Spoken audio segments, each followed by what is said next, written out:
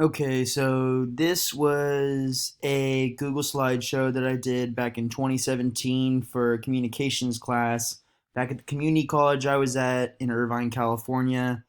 And it was right around the time where Colin Kaepernick had kneeled during the national anthem of a preseason game, and it caused a big discrepancy with a lot of people. Um, Here we go. Some a little background about the national anthem was it was written by a 35-year-old lawyer and amateur poet at the time, Francis Scott Key. Most of you know that name, kind of familiarized by writing the national anthem. The lyrics for Key's poem were Defense of Fort and Henry, written on September 14th, 1814. Star Spangled Banner, the official anthem for the United States of America. And in 1889, the United States Navy recognized the national anthem for official use. In 1916, President Woodrow Wilson ordered that it be played at military and other appropriate occasions. And game one in the 1918 World Series, the seventh inning stretch, was the first instance where they actually played the national anthem at a baseball game. And it became tradition of performing at every baseball game after World War II. Flag code is something that not a lot of people are aware of, but it was originally became a law at war in 1942. People were encouraged to stand and face the flag during the national anthem and have your right hand over your heart. Things that were not encouraged during the flag ceremony were advertising, embroidery, apparel, bedding, drapery, costumes, and not having the flag upside down. Those are kind of frowned upon nowadays, but really people do it anyways, and it's not that big of a deal in my opinion.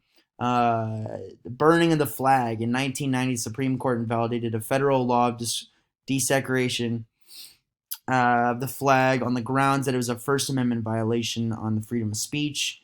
Any flag not fit for display should be destroyed in a dignified way, preferably by burning it. The initial protest by Colin Kaepernick was on August 27th of 2016. He was, if you don't know who Colin Kaepernick is, he was an old quarterback for the San Francisco 49ers, and pretty much after this, he lost his job because not a lot of people were too big of a fan of it at the time. He said that I am not going to stand up to show pride in a flag for a country that oppresses black people and people of color. To me, this is bigger than football, and it would be selfish on my part to look the other way. President Obama came out and said, I'd rather have young people who are engaged in the argument and trying to think through how they can be part of a democratic process that people who are sitting on the side and not paying attention at all.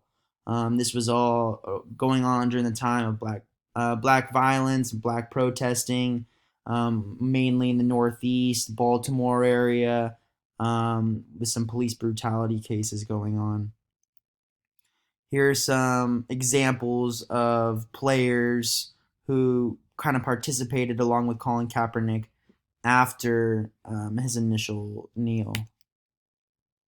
And since it begun, President Trump at the time said, "Wouldn't you love to see one of these NFL owners get when someone disrespects our flag to say, get that SOB off the field right now. Out. He's fired."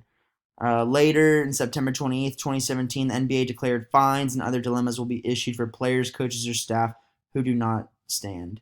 And Bruce Maxwell in the last picture was the first baseball player to kneel at the time. There were other instances where people kind of brought to light Colin Kaepernick's attempts at unity. People just kind of stood for what they believed in. They were given a platform, and they can present the opportunity in the world. Dwayne Wade, LeBron James, Chris Paul, and Carmelo Anthony started the 2016 ESPYs, which I was actually at, with a speech of how all this black violence and police brutality was obviously a big issue at the time. Baseball after 9/11 and the Las Vegas shooting are all kind of examples of things that have been going on. And this was Citizen of the Year Colin Kaepernick on the cover of GQ of 2017. So